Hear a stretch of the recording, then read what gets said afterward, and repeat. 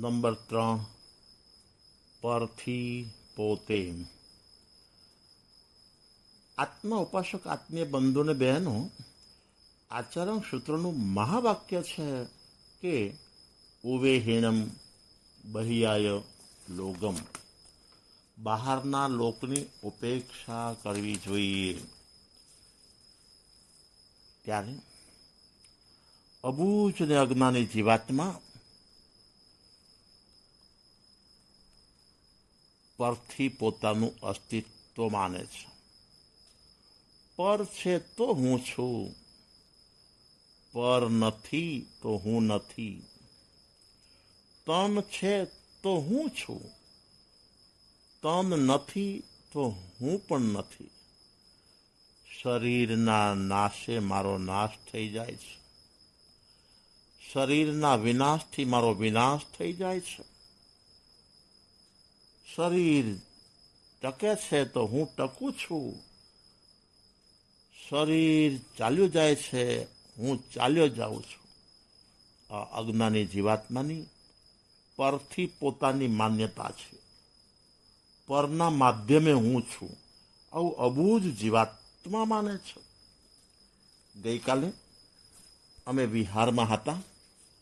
રસ્તામાં એક ઉંદર મરેલો પડ્યો હતો. કાગડો એને ચાંચ મારતો હતો. આપણે તરત કાગડાને ઉડાડીએ, કાગડો ઉડી જશે, પરંતુ થોડીક વાર થશે ને તરત પાછો એ ઉંદર ઉપર આવી જશે અને ચાંચ માર્યા જ કરશે, માર્યા જ કરશે, માર્યા જ કરશે. આપણે બહારના લોકને આવી રીતે વળગ્યા છીએ.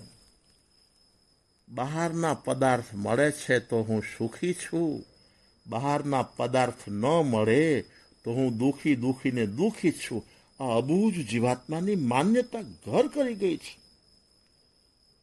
કાગડાને ઉડવું નથી, ઉડવું પડ્યું છે.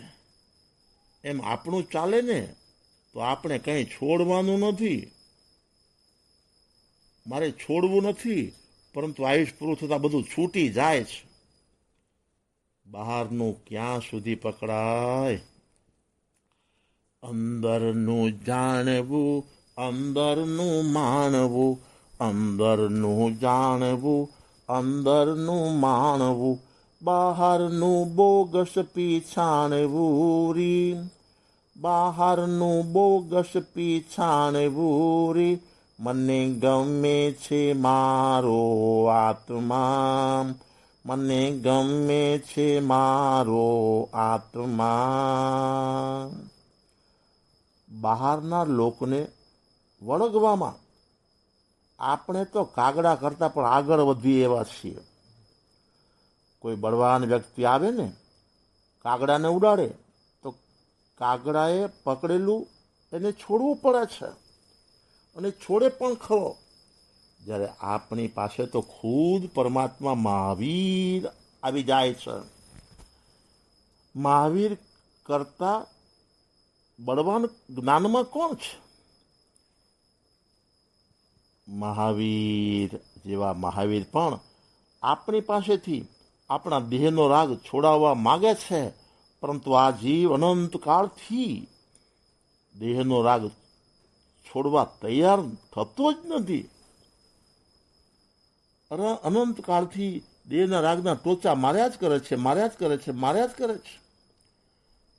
કાગડાને કોઈ ઉડાડે ને તો કાગડો એક ક્ષણ માટે પણ ઉડે તો ખરો જ. આપણે તો એક ક્ષણ માટે પણ દેહનો રાગ છોડવા તૈયાર નથી.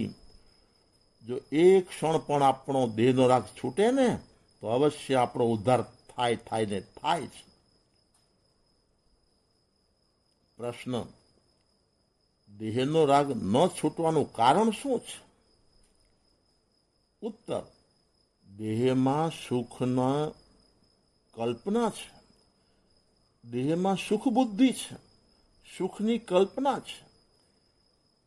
દેહમાં સુખ બુદ્ધિનો અભિપ્રાય છે. આ પહેલું માટલું જ ઊંધું છે ને. અભિપ્રાયનું માટલું ઊંધું છે તો બીજા બધા માટલાઓ સવડા કેવી રીતે ગોઠવાઈ શકે? યોગની ક્રિયા ગમે એટલી કરો ને કાંઈ ન વળે, પરંતુ અભિપ્રાય રૂપ જીવન જીવવું એ સાધના છે. સમ્યક અભિપ્રાય રૂપ જીવન જીવવું એ સાધના છે. પ્રશ્ન: દેહમાં સુખની કલ્પના એ અનંતના બંધીનો કશાય કહી શકાય? ઉત્તર આપું. અનંતાનું બંધીના કશાય ચારે ચાર અભિપ્રાય રૂપ જ છે, યોગની ક્રિયારૂપ નથી. કર્યું મેં પરનું કરું છું હજુ, કરીશ પરોના કામ. કર્યું મેં પરનું કરું છું હજુ, કરીશ પરના કામ. પરમાજી આ કરતાની બુદ્ધિ, પરમાજી આ કરતાની બુદ્ધિ, અનંત ક્રોધ છે નામ. આછી અરિહંત આગમ સાર, આછી અરિહંત આગમ સાર. આ ચરમ સૂત્રમાં પાઠ આવે છે.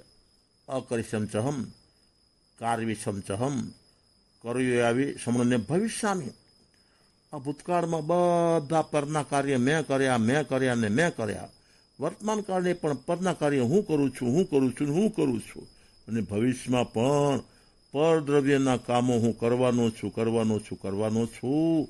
આ મિથ્યા અભિપ્રાય એના જ કારણે દેહનો રાગ છૂટવો અને ઘટવો મુશ્કેલ છે. વિશેષ અવસરે. વિલ્યપાલ્લા, મુંબઈ, સંવત 2076, જેઠવદી 30, સોમવાર, તારીખ 8/6/2020.